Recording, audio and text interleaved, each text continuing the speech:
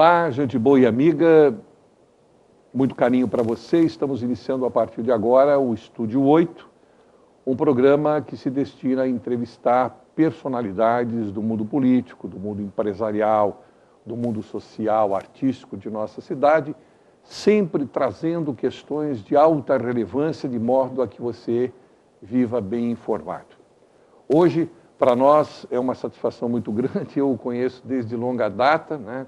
Quando eu era meio burro velho de escola, ele era jovem, um cavalão que estava entrando, um alazão que estava entrando no magistério, e eu o conheço desde longa data, e para mim é uma satisfação muito grande que ele esteja no nosso programa, e por isso eu agradeço desde já você ter aceito o nosso convite, posto que hoje ele é secretário de Relações Institucionais da Prefeitura e chefe de gabinete da prefeita Maria Antonieta. Cândido, é um prazer que você esteja conosco e tenha aceitado o nosso convite. Bom, prazer é todo meu.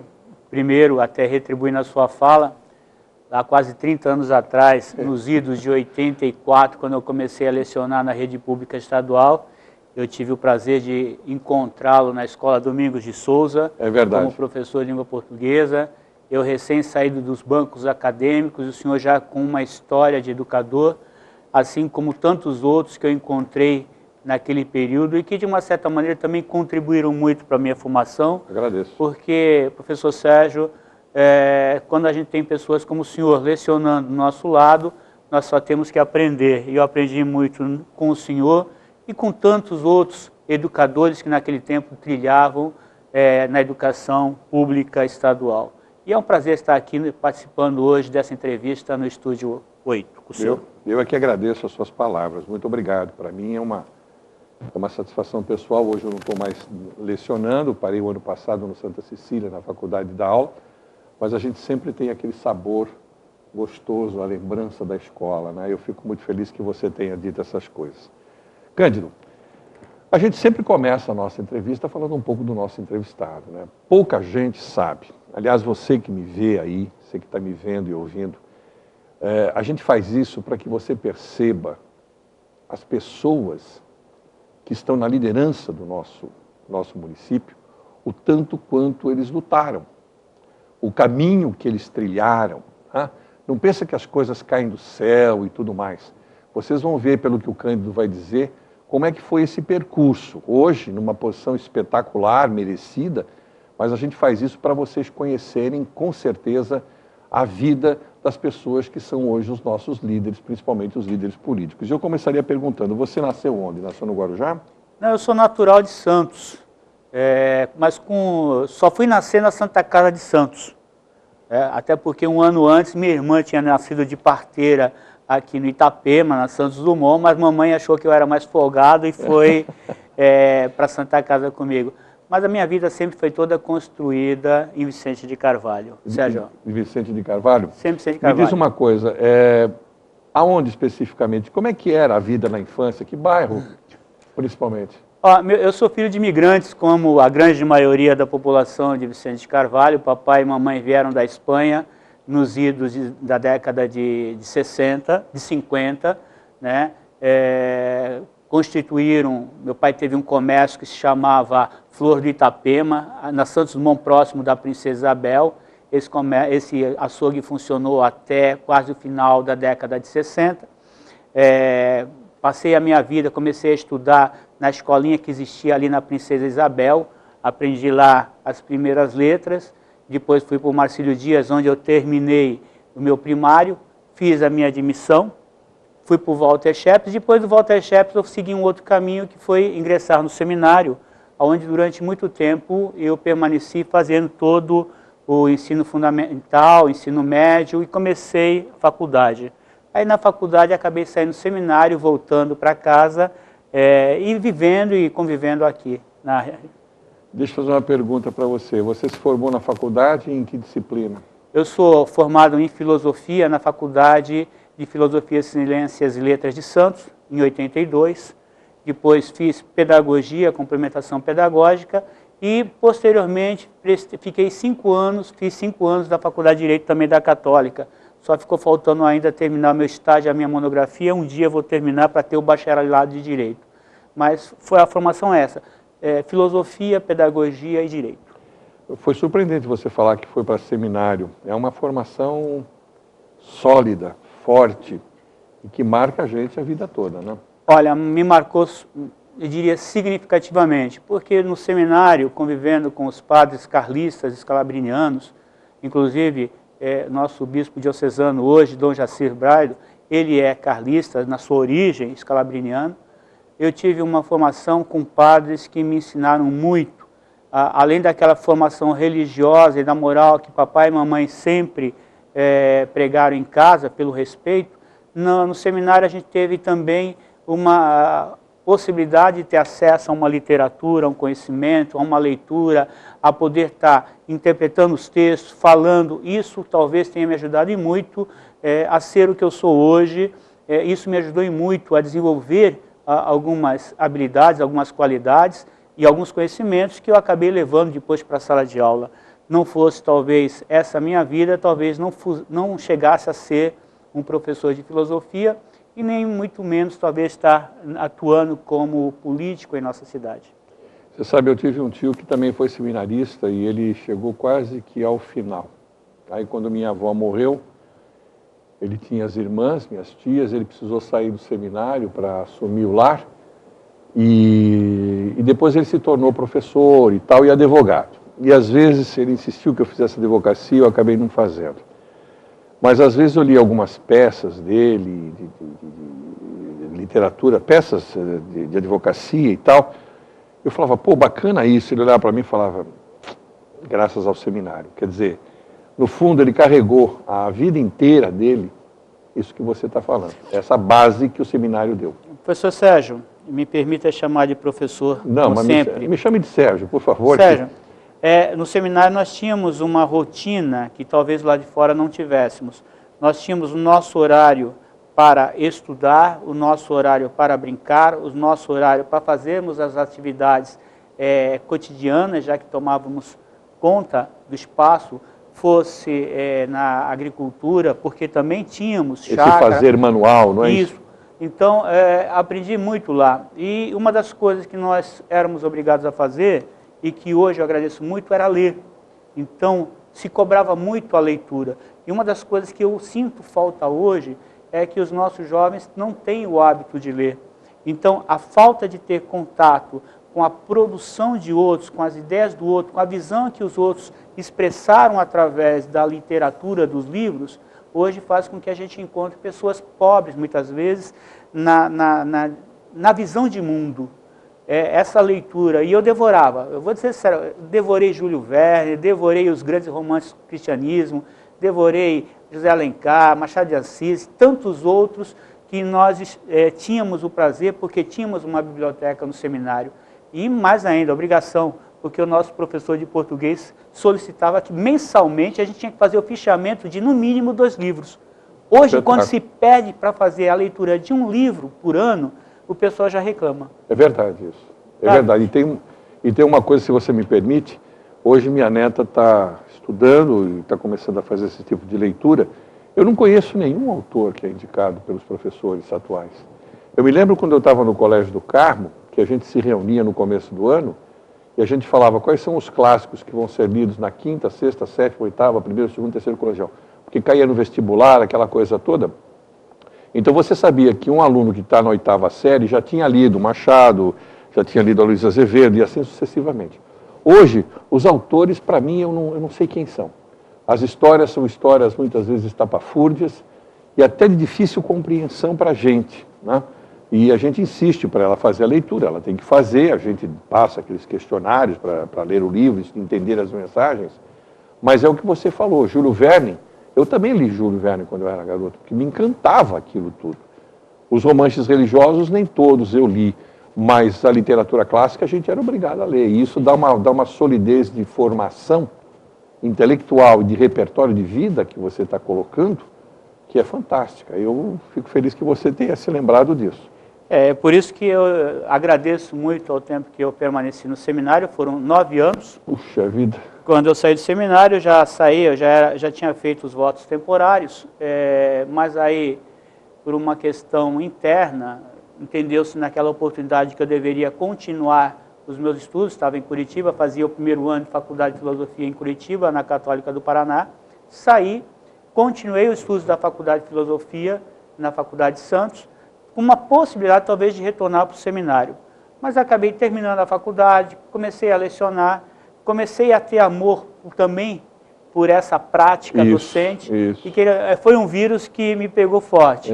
E aí acabei tomando meu rumo fora do seminário. Fora do seminário, atuando também depois como dirigente sindical na POSP e recentemente na UDEMO, que é o Sindicato dos Diretores.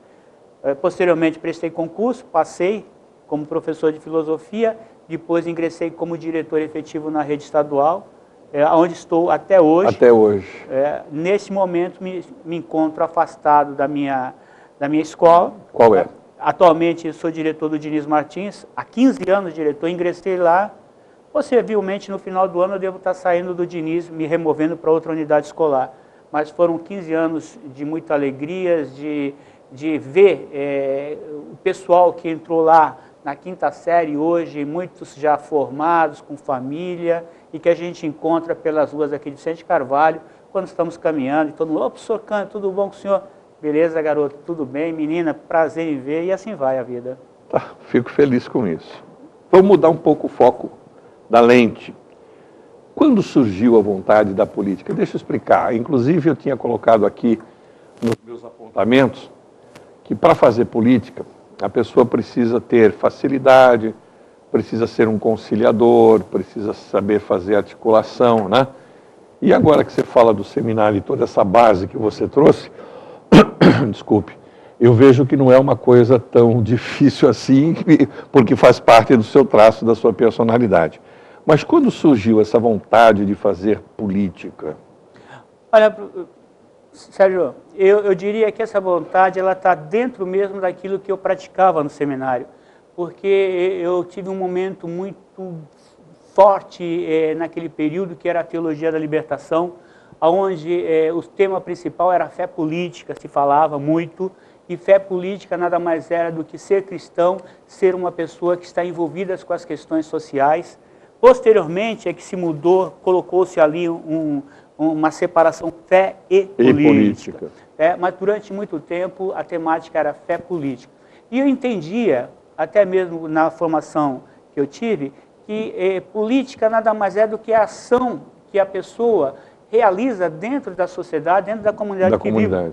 Então, não há que se falar que nós não somos uns agentes políticos, agentes que buscamos uma transformação social, que procuramos aí dentro de uma linha religiosa construir o reino dos céus aqui na terra, não ficar esperando as amarguras e sofrendo nesse vale de lágrimas para um dia conseguir o paraíso eterno. Mas lutarmos para que aqui também possamos ter condições dignas para a população. Essa era uma prática, essa era uma doutrina que, de uma certa maneira, perpassava todas as ações ou todas as reflexões que nós fazíamos no seminário. Então, foi muito fácil, mas muito fácil mesmo, sair de uma situação de seminário, vir para uma situação profissional e ali começar a militar também. E quando a gente começou a militar, você deve se lembrar, como eu estava na POSP, o que é estar na POSP? Naquela oportunidade era estar participando das discussões de uma categoria que também é uma ação política. Ou seja, a gente ainda não vislumbrava a questão de política partidária. Na realidade, a questão de política partidária só foi entrar na minha veia no final da década de 80. Então, muito tempo passou, enquanto professor, enquanto ex-seminarista, até eu começar a atuar partidariamente. E sempre colocando que uma coisa é a atuação política partidária, outra coisa é a nossa atuação no cotidiano da cidade. Até mesmo você, com toda a sua larga experiência, sempre aqui, esse ato se caracteriza num ato político. Num ato político. Porque, Concordo. querendo ou não, estamos aqui conversando, refletindo sobre alguns pontos que podem até servir para influenciar, para determinar algumas mudanças, seja de comportamento de uma, duas, três pessoas, seja pela mudança da visão que uma ou outra pessoa tenha de nós. Perfeito. E esta ação individual que cada pessoa faz dentro do meio político, com a finalidade, que nem você disse, que é para defender uma categoria, que é para mudar alguma coisa que existe para melhor, né?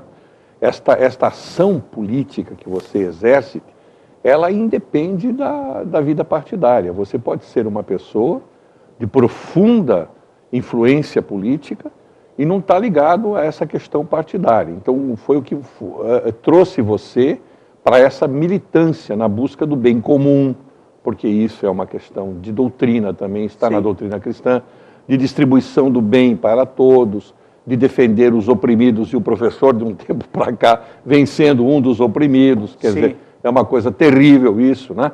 Então isso acabou fazendo com que você se voltasse um pouco também para a vida partidária. Por quê?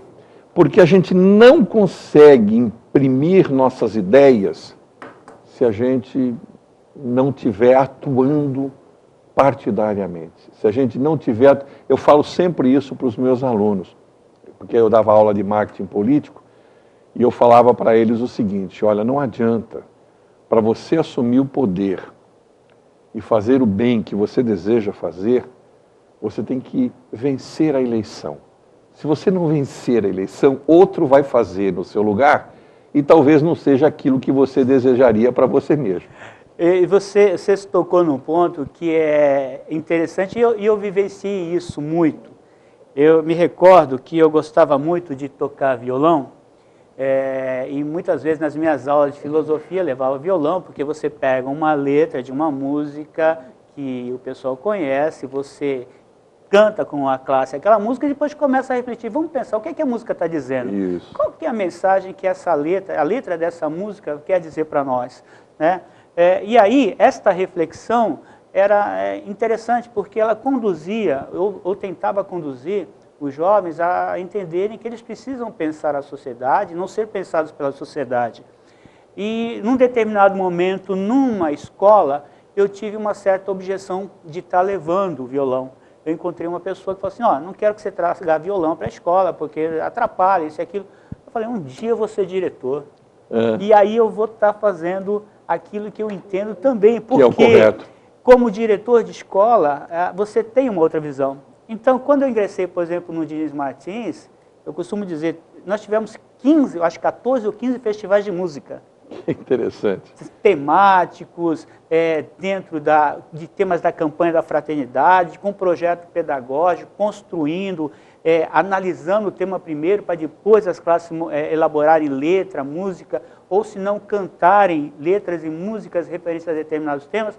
Mas por quê? Porque, de uma certa maneira, eu entendia que esse tipo de atividade com a música, com o lúdico, poderia também levar à reflexão e ao crescimento. Quer dizer, se eu não estivesse à frente da direção da escola, a escola teria um outro rumo. Então, o que você comentou, quem quer transformar as coisas, tem que ter o poder. Claro. E são duas maneiras de ter o poder. Ter o poder sobre a sua vida, que é o primeiro, que é a possibilidade de estar pensando e fazendo com coerência, porque senão vai ser pensado pelos outros. Em vez de fazer, vai ser comandado, vai ser dirigido e vai, portanto, seguir as orientações ou as prioridades de outros que muitas vezes não são as suas prioridades.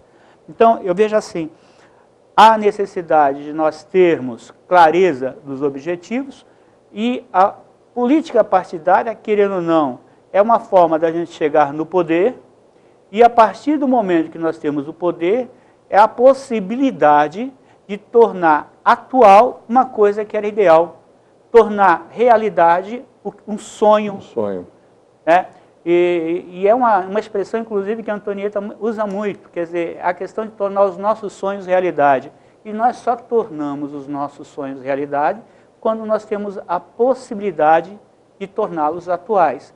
O poder e estar na administração pública, tá, permite que a prefeita Antonieta e que nós hoje, junto com elas, possamos estar realizando alguns daqueles projetos, alguns daqueles sonhos que nós tínhamos enquanto militantes, fosse nas comunidades eclesiais de base, fosse no sindicato, tá, fosse na atuação dentro de uma unidade escolar. Interessante, você falou uma coisa aí, eu falava para os meus alunos, cada professor usa o seu recurso, né? Você usava violão e etc e tal, não sei tocar, mas eu usava análise sintática. Então eu dizia que, bom, o sujeito da oração é aquele que pratica a ação, você tem o verbo e o objeto direto. E eu dizia o seguinte, que o sujeito que comanda o seu destino é sujeito da sua própria ação. Então você tem que escolher. Ou você é sujeito da sua vida, ou vai ser objeto direto ou indireto da ação dos outros, que é o que você acabou de falar. Você ou pensa, o jovem pensa o momento, ou vai ser pensado pelos outros. Aliás, eu não sei se é de Platão, talvez você possa me corrigir, mas eu li como se fosse de Platão, o seguinte, não há nada demais com aqueles que não gostam de política. Eles apenas vão ser comandados por aqueles que gostam. Então não tem jeito. Se você fala, não gosto, não vou me meter com isso, tudo bem, tá, fica aí. Outros que gostam vão comandar você. Inclusive, você falou recentemente da Antonieta. Foi aí que você encontrou a Antonieta? A Antonieta, a gente já nos conhecemos desde a época da igreja, quando eu saí do seminário, era do grupo de jovens, ela ainda era da grupo de perseverança da igreja, era jovem ainda, adolescente. Depois, mais tarde, ela à frente da catequese na comunidade de São José, eu era da igreja matriz aqui na Padre Anchieta, a gente teve contatos. Posteriormente, como professora, também se formando em Química, e eu já também estava no Estado. Então, a nossa vida é uma vida que o pai dela, seu Erasmo, também foi seminarista carlista. Não diga, eu não sabia. E isso é muito forte, inclusive a religiosidade é bem marcante na vida da família da Antonieta, e ela mesma demonstra isso, inclusive, como uma pessoa que participa da Associação São Vicente de Paulo, né, Vicentina, família Vicentina. Nós nos conhecemos, portanto, eu diria mais ou menos uns 30 e poucos anos. E aí começaram a sonhar junto esses sonhos todos que você se referia a respeito da própria comunidade, da nossa comunidade. Sim, até porque era um sonho que não cresceu isoladamente ou divorciado. Era um sonho que comungado por centenas de jovens naquela oportunidade, de uma sociedade melhor, de uma sociedade mais fraterna, de uma sociedade igualitária, uma sociedade mais justa, onde a gente pudesse ter as pessoas vivendo com dignidade. Então, esse sonho e esses ideais vinculados principalmente a uma prática cristã foram um motivo que acho que nos ligaram mais ainda. Tá? Eu, Antonieta e tantos outros. Eu preciso fechar o primeiro bloco. Eu só queria fazer um registro aqui. É o seguinte, eu acho que vocês fizeram parte de um momento, e esse grupo acabou se unindo de uma maneira tão espetacular, e eu digo isso sempre para outras pessoas, que a Antonieta tem uma militância em volta dela extremamente sadia, honesta, comprometida com estes sonhos. Agora eu entendo, quando ela sentou aqui um dia e ela falou, eu entrevistei a Antonieta, acho que no meu segundo programa, o terceiro, ela falou, eu sonho e vou atrás dos sonhos. Quer dizer, então isso é uma coisa que ela traz talvez desde aquele tempo, quando vocês se constituíram, e inclusive eu recentemente almocei com a Silvia da SEDUC, né? E ela lembra também esse começo da Antonieta, acho que ela foi do gabinete da Antonieta na primeira gestão dela e tudo mais, ela falou muito bem de você, inclusive, e ela também é uma pessoa altamente comprometida com os sonhos da Antonieta, né? Então essa militância que a gente viu acontecer, ela foi determinante para esta trajetória que a Antonieta fez rumo ao poder, porque veja bem, não é fácil ganhar uma eleição com um partido. Inclusive eleger um vereador, que no caso foi você que se sobressaiu em relação aos demais, contra talvez não, porque saiu publicado a maior coligação de partidos que o Estado de São Paulo tinha e que vocês acabaram vencendo. Então eu quero só, antes de pedir os comerciais, louvar essa conduta, essa militância, e agora eu consigo entender por que você faz parte dela e continua ainda realizando os sonhos que você realiza. E lhe parabenizo. Paulinho, os comerciais, por favor.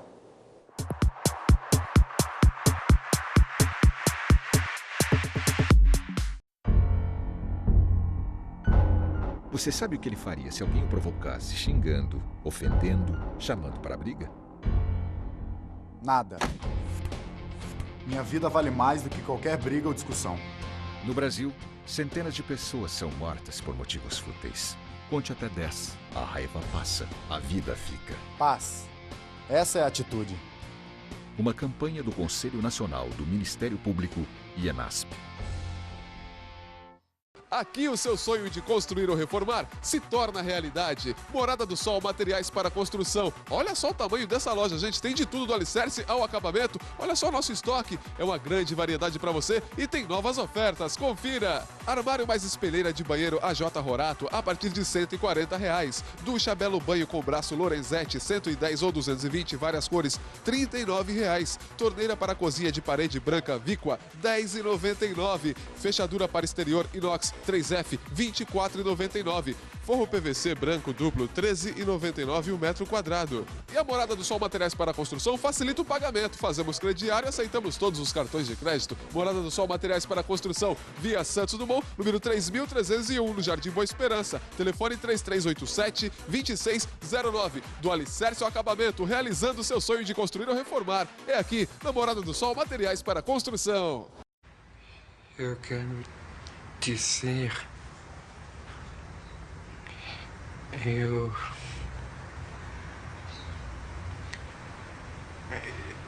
preciso, quero dizer para você, peraí. Se para você já é difícil pedir dinheiro, imagine para ele.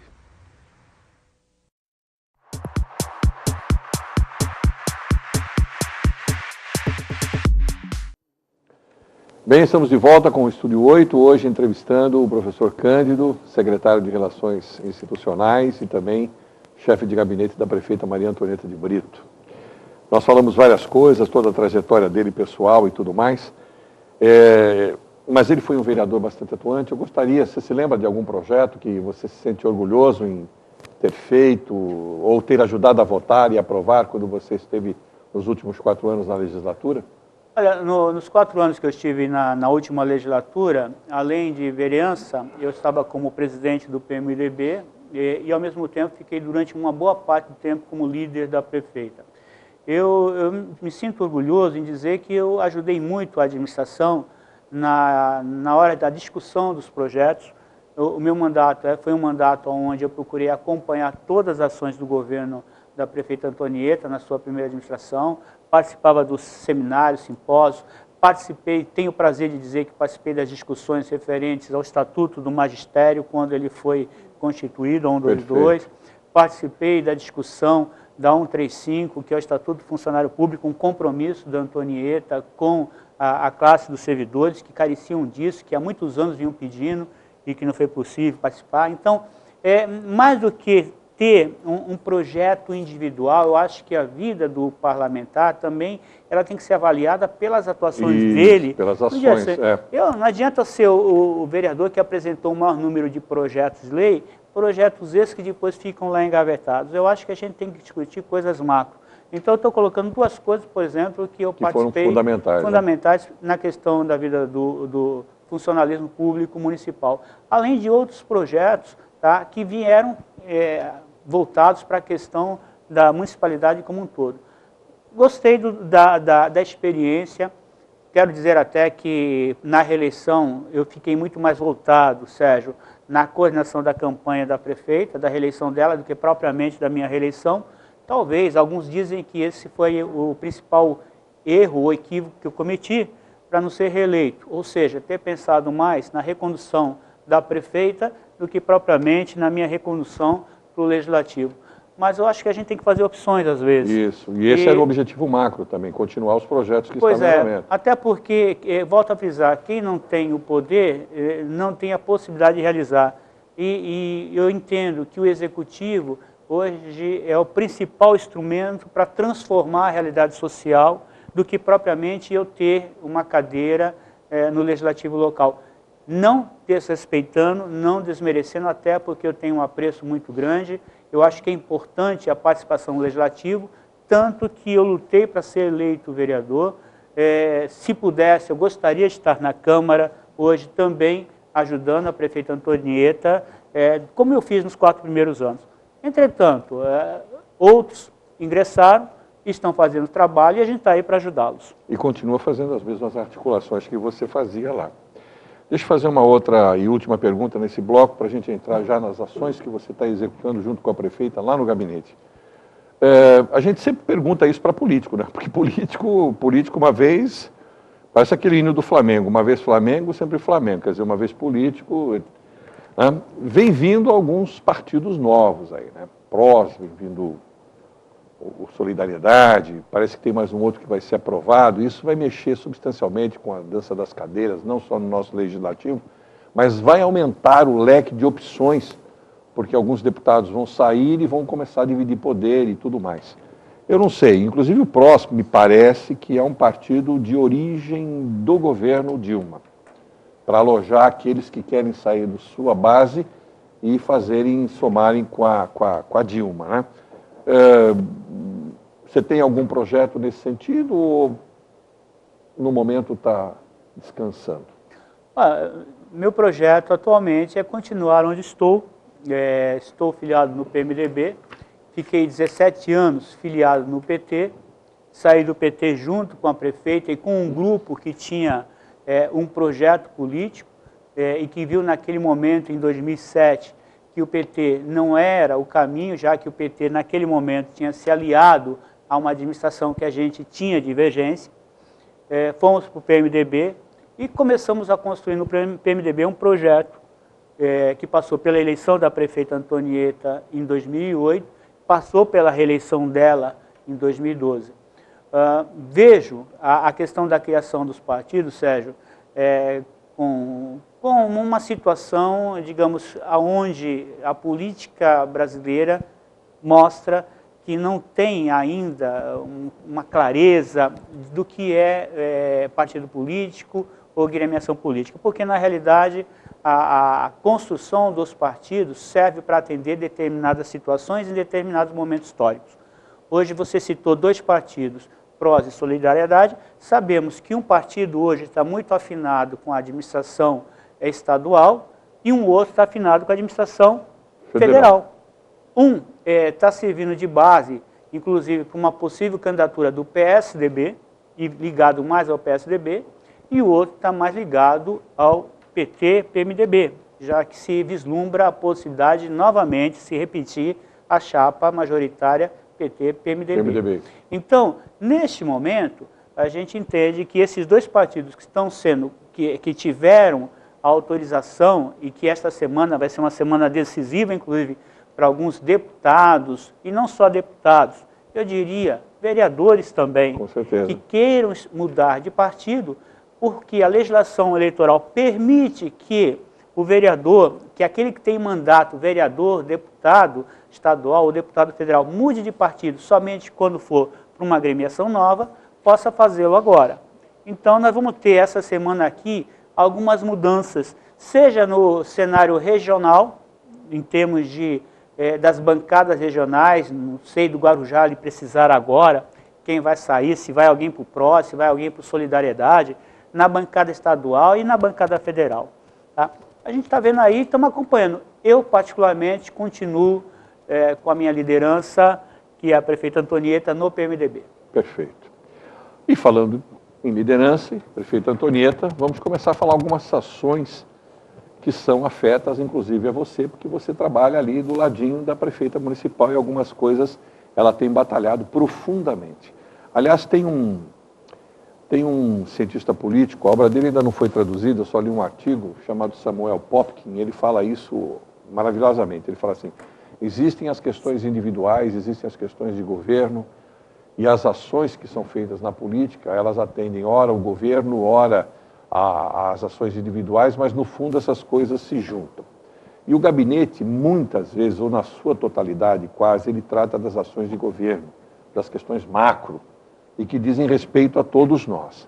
E eu sei que existem 2 coisas que, no fundo, se interrelacionam, né, devido à proximidade disso, né, que foi o fato da Antonieta ter as contas aprovadas em 2011, um fato que não ocorria desde 2003, na verdade. Foi em 2009 que ela aprovou, mas 2003 tinha sido a última que havia sido aprovada. Quer dizer, então a nossa cidade tinha sempre o vício das contas não aprovadas. E a prefeita também ter se reunido com o Supremo Tribunal Federal para a questão dos precatórios. Inclusive, agora, esta frente, né, a frente que ela participa, esta frente nacional de prefeitos, que está lutando para isso, ela ganhou uma adesão muito importante, que foi o apoio do presidente da Associação dos Magistrados do Brasil, a AMB, sobre a questão dos precatórios, que na nossa cidade, eu posso dizer isso para você, eu cheguei a ver, foi uma época que eu vi acontecer algumas coisas, eu estava na administração pública, foi uma vergonha. Algumas coisas foram literalmente vergonhosas. Tá? E naquela época se ganhou muita mídia, muito voto, muito tapinha nas costas, e a conta está agora aqui, para a gente pagar. Contas pequeninas que viraram monstros. Então eu queria que você falasse esta atuação que a prefeita tem feito e como isso pode beneficiar a nossa cidade frente a esses problemas que temos. Bom, Sérgio, você tocou num aspecto que eu acho que é muito importante e que a população também, às vezes, talvez não consiga perceber, porque às vezes a gente está muito mais voltado a perceber aquilo que está próximo da gente e talvez pela falta de informação, pela falta de divulgação, inclusive, nós não conseguimos perceber o que está por detrás. A gente não consegue tirar o véu que tampa a realidade e ver a realidade como ela é mesmo. A prefeita Antonieta teve, semana passada, aprovada as suas contas de 2011. Até o presente momento, as contas de 2009, 2010 e 2011 foram aprovadas, ou seja, o Tribunal de Contas entendeu que ela aplicou os recursos públicos da maneira como deveriam ser aplicados e, por isso, foram aprovados. E o que significa isso? Significa que ela, por exemplo, aplicou o mínimo constitucional na educação, aplicou o mínimo constitucional na saúde, conseguiu colocar as contas mais ou menos em dia, conseguiu ter as suas certidões, porque quando ela ingressou em 2009 não tinha certidão. Certidão nenhuma, né? E aí é aquela situação, você que está me ouvindo sabe muito bem, se você for comprar a crediário e tiver com algum problema de uma prestação atrasada, você não consegue fazer o crediário, você não consegue comprar, não consegue ter aquele produto que você precisa. Um minutinho só, sem interromper. Nem para receber verba de dotação. Nem para receber recurso vindo do governo estadual, nem do governo federal. Então, a prefeita Antonieta, junto com o grupo que estava com ela, administrando a cidade, conseguiu colocar a casa em ordem. Colocar a casa em ordem significava isso, Sérgio, significava ter as condições de estar indo atrás de recursos financeiros na esfera estadual e na esfera federal para poder fazer as obras. Por quê? Porque o município do Guarujá, durante muito tempo, teve pessoas que fizeram politicagem, fizeram ações que acabaram repercutindo naquele momento favoráveis. É como se eu fizesse a festa. Vou fazer aqui uma festa, vou convidar todo mundo. Todo mundo aqui vai ficar contente comigo. Agora, quem paga a conta da festa? E se eu comprei a prazo e vou pagar? Então eu faço a festa hoje e o outro que vem depois de mim vai ter que pagar. A questão dos precatórios é uma questão que está muito vinculada a essa falta de controle, essa falta de responsabilidade com as questões públicas lá atrás, inclusive. Guarujá hoje é um dos municípios do país, é um dos poucos municípios do país que tem uma grande dívida de precatório. E dívida de precatório significa que é um dinheiro que está lá já no TJ, que a prefeitura tem que pagar. E se não pagar, vai ser sequestrado, que o tribunal não quer saber. O município vai receber um determinado valor, tem no caixa, vai lá o tribunal e manda tirar aquele dinheiro para pagar. Para pagar o quê, por exemplo? Vocês sabiam que lá atrás teve uma área que foi desapropriada e se hoje alguém fosse comprar essa área não ia custar mais do que 3, 4 milhões? Sabe que em termos de precatório, quanto está custando essa área hoje para o município? Mais de 60 milhões. Mais de 60 milhões. Ou seja, para onde vai esse dinheiro? Ou de onde sai esse dinheiro, melhor dizendo? Esse dinheiro vai sair do investimento que você, que eu, que todos nós precisaríamos para a cidade. E tem que pagar. E quem foi que criou isso? Quem foi que gerou isso? Foi a prefeita? Não foi. Ela está pegando a conta daquela festa lá atrás, que é o quem fez, e que hoje ela tem que pagar. Não é que ela, não vou pagar se não quero, tem que pagar. O que aconteceu na prática? Uma emenda constitucional acabou restringindo esse pagamento a 1,5%. Essa emenda constitucional dizia que os municípios poderiam estar se organizando e organizando suas finanças para que anualmente 1,5% de sua dívida fosse paga. Com isso, aos poucos, poderia liquidar toda a dívida, mas ao mesmo tempo sobraria dinheiro. Então vamos fazer 1,5%, por exemplo, de 1 bilhão, que é o orçamento do município, significaria que eu teria que gastar 15 milhões por ano para pagar minha dívida. Acontece que, como essa emenda foi considerada inconstitucional, se alguns juízes quiseram que voltasse ao patamar anterior. O patamar anterior era 4,5, se não me engano. 4,5 significa que, em vez de eu pagar 15, eu vou ter que pagar 45, ou seja, eu vou ter que pegar 30 milhões a mais e pagar de dívida. Mas o que acontece quando eu pago 30 milhões a mais? Eu tenho 30 milhões a menos para dar na contrapartida de recurso do governo federal ou de emenda parlamentar para fazer obra. Porque quando ela consegue recurso do governo federal, o governo manda X e a prefeitura tem que entrar com Y. Tem que entrar muitas vezes com 10% do valor. Esses 10% vão acabar inviabilizando, por conta disso, a situação não só do município do Guarujá, mas de muitos municípios. E uma coisa que é importante, a gente até está salientando, a nossa prefeita faz parte hoje da Frente Nacional de Prefeitos, vice-presidente para assuntos financeiros dessa frente, e tem dialogado com todos os ministros do Supremo, bem como com os juízes do TJ, discutindo com eles os danos que uma regulação dessa dívida, se não for bem pensada, pode trazer para os municípios do Brasil a partir do ano que vem.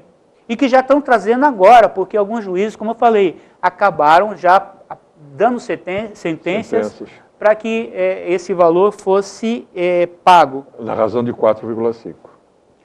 Então, a questão que a gente observa hoje, primeiro, que a prefeita Antonieta, ela vem se desdobrando, não somente em administrar o município do Guarujá, mas ao mesmo tempo, ela está se constituindo numa liderança regional, estadual e nacional para discutir um tema que é um tema que preocupa de uma maneira muito forte vários municípios.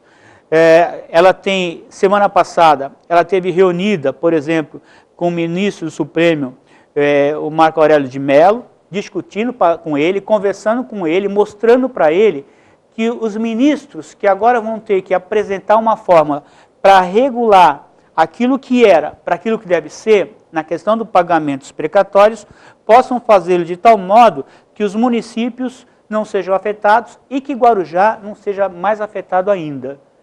Ao mesmo tempo, para estar verificando essa questão, a prefeita também constituiu uma comissão formada de procuradores do município, junto com outros servidores, para estar analisando os principais precatórios. Ela pegou os 20 maiores precatórios, Sérgio. Quanto dá isso, mais ou menos? Olha, dá mais de 400 milhões de reais. 20 pessoas que vão receber praticamente quase 50% do orçamento do município. Quase 50%. E muitos desses precatórios a gente não sabe se são corretos. Não sabe se os cálculos foram feitos de acordo. É que nem aquele que eu te falei. Uma área que não vale nem X e eu estou pagando 10X por ela. E outras áreas inúteis que caíram no nosso colo e nós não podemos fazer nada com ela. Com isso. Então, é uma luta que ela vem travando, ela vem procurando discutir com toda a sociedade, com os segmentos organizados, com o poder público federal, estadual, judiciário. Ela esteve conversando semana passada com o vice-presidente da República, Michel Temer, levando para ele, mais uma vez, essa preocupação, pedindo também que ele, através de sua liderança política, possa estar ajudando os municípios do país que se encontram numa situação similar, para que esses municípios possam ter fôlego. E ter fôlego significa ter recurso para investir. Investindo, melhorar a qualidade de vida de todos os cidadãos. E esse é o sonho que ela tem, esse é o nosso sonho. E quando esse sonho se vê, de uma certa maneira, cerceado por determinadas ações, sabe, é duro. É muito duro, é muito duro.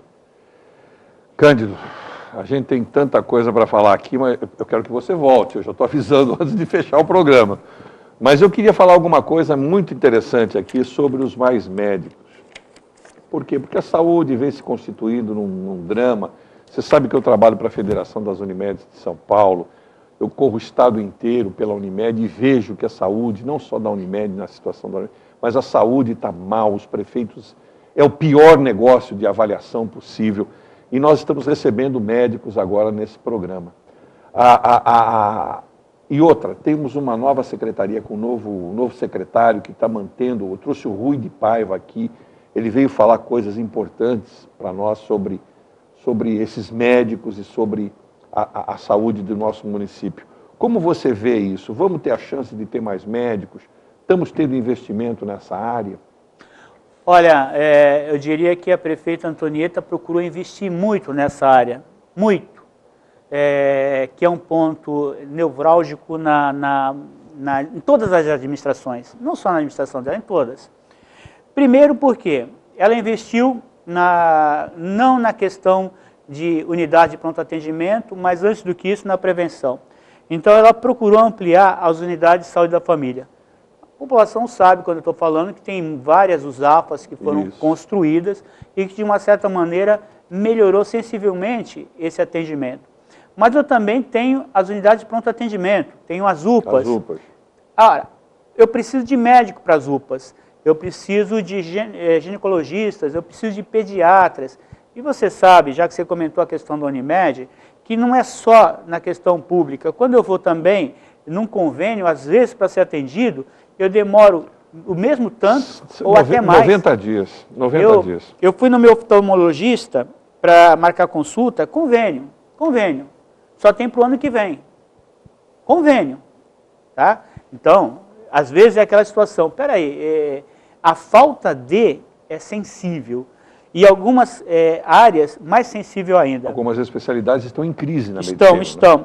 E por mais que ela procure e ela faça o contrato e chame, esses mais médicos, é um programa do governo federal que ela aprova, que ela apoia, porque se eu tenho carência de médicos, até mesmo médicos formados no Brasil, no estado de São Paulo, na Baixada Santista, que não querem ir para a periferia, eu tenho que trazer gente para poder atender a periferia. Com certeza. Não adianta pensar em outra alternativa.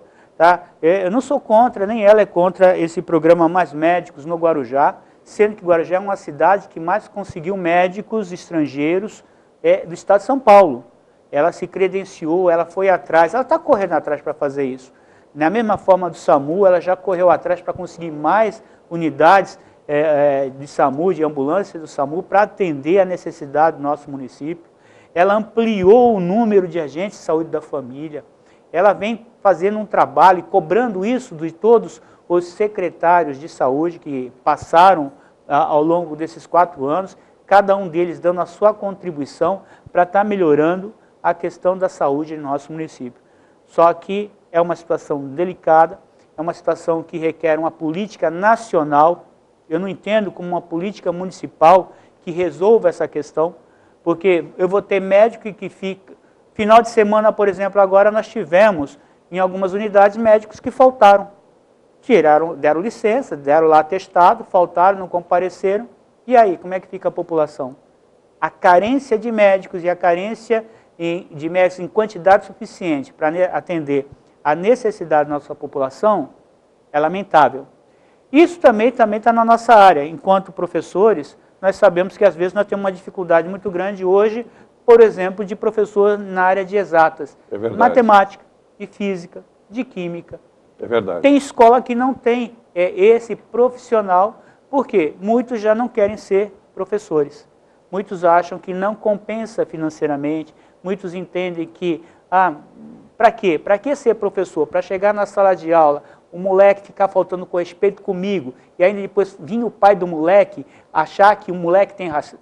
É muita molecagem. É muita molecagem. Muita molecagem. A educação deixou de ser dada na escola, no lar, e caiu nas costas da escola. E a escola não está equipada para isso. Cândido, valeu a pena esse papo nosso. Eu gostaria de voltar a discutir outras coisas com você, sempre em caráter agora filosófico, que é uma área que eu gosto de mexer, mas que agora passo a ter por você um grande respeito, formado em filosofia, né? Então eu gostaria muito de tê-lo aqui numa outra oportunidade para a gente voltar a discutir coisas extremamente salutares e elucidar, né? Como eu falei no começo, a gente precisa trazer assuntos de relevância para a população ficar bem informada e no que diz respeito aos médicos que estão começando a chegar e a questão dos precatórios, eu acho que você foi bastante claro e explicou para a população. Eu deixo você essa câmara para que você se despeça de todos e a gente vai voltar numa outra oportunidade. Bom, em primeiro lugar, eu queria agradecer mais uma vez, Sérgio, a oportunidade de estar aqui ao seu lado, poder estar compartilhando com uma pessoa como você, que, volto a frisar, é uma pessoa, um dos professores que fizeram parte do início da minha trajetória e que muito me ensinaram, porque era um tempo em que a gente ficava calado e ouvia o que vocês diziam, enquanto educadores, enquanto professores, e ali aprendi muito. Obrigado. Você e tantos outros professores que eu tive o prazer e a honra de conviver no início do magistério. Agradecer a oportunidade, entender que eu estou hoje à frente de uma secretaria, estou hoje ocupando uma função dentro da prefeitura e estou à disposição para poder trazer também esse olhar que a administração tem sobre os problemas regionais, os problemas locais, sobre as questões que envolvem o cotidiano de nossa cidade, para que a população também possa estar fazendo esta leitura a partir da nossa realidade e não somente a partir dos olhos ou da vontade de terceiros que às vezes não têm os mesmos sonhos, os mesmos projetos que nós temos, que são conflitantes, que são divergentes. Aceito isso, sou democrata, mas eu acho que essa oportunidade que você dá no seu programa é ímpar. E deixar aqui um abraço a todas aquelas pessoas que têm o prazer de estar assistindo o seu programa. Eu é que agradeço, Cândido, e quero dizer para você o seguinte, é extremamente recíproco essa estima. Eu sempre achei você uma pessoa extremamente centrada, competente, uma pessoa, minha filha teve ligada a você, então achei sempre que você era uma pessoa de conduta e de retidão. E hoje, quando a gente conversa, começa a falar, começa a filosofar, a gente descobre onde foi que você adquiriu essa formação. Eu parabenizo você pela sua ação como vereador nos 4 anos anteriores e desejo a você agora a testa do gabinete, a testa da Secretaria de Relações Institucionais, todo o sucesso possível. Conte com o nosso programa sempre que quiser. E a você que ficou conosco até esta hora, muito obrigado. Lembrando a todos que o programa vai ao ar, o Estúdio 8 vai ao ar de terças e quintas-feiras, né, às 22 horas, né? E além de outros horários ao longo da nossa programação, sempre com esses temas de relevância, como eu falei. No YouTube demora menos uma semana mais ou menos, mas a sua entrevista vai para o YouTube.